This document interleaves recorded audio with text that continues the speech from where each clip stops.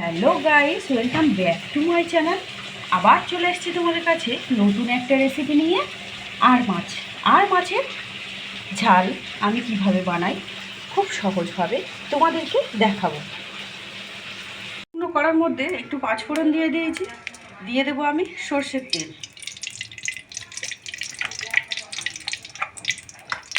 তেলটা একটু গরম হওয়ার জন্য ছেড়ে দেব,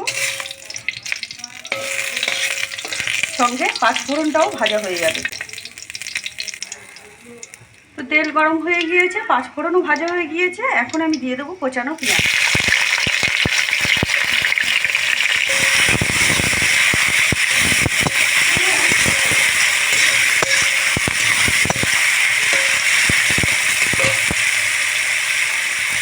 দিয়ে দেবো কোচানো টমেটো। আমি কিছুক্ষণ ভাজতে দেবো।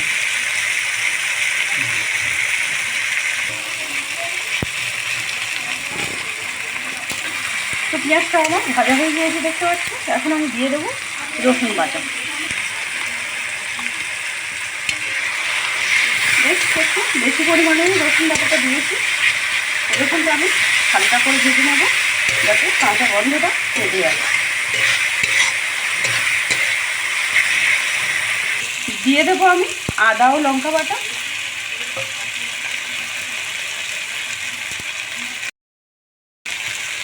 দিয়ে আমি খুব ভালো করে কষিয়ে নেব। দিয়ে দেবো জিরে বাটা।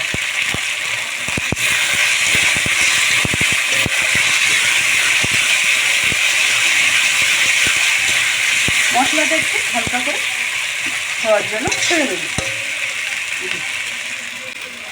এখানে নিয়ে নিয়েছি হলুদ গুঁড়ো, অল্প পরিমাণে লঙ্কার গুঁড়ো, কাশ্মীরি লঙ্কার গুঁড়ো, সবগুলো আমি মশলার মধ্যে দিয়ে দেব।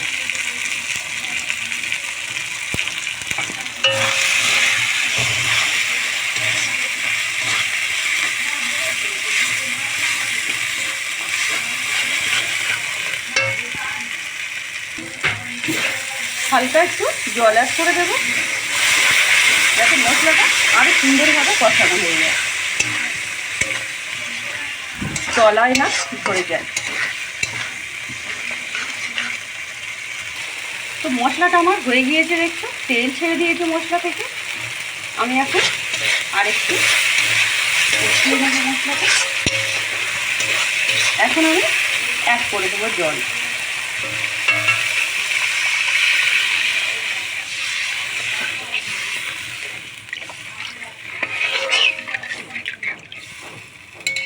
ফোটার জন্য ছেড়ে দেবো কিছুক্ষণ। তো ঝোলটা আমার ফুটে উঠেছে দেখতে পাচ্ছ। দিয়ে দেবো আমি ভেজে রাখা মাছ। ভেজে রাখা মাছগুলো আমি সবগুলোই দিয়ে দেবো। তো মাছগুলো আমি দিয়ে দিয়েছি দেখতে পাচ্ছ। এখন ফোটার জন্য ছেড়ে দেবো।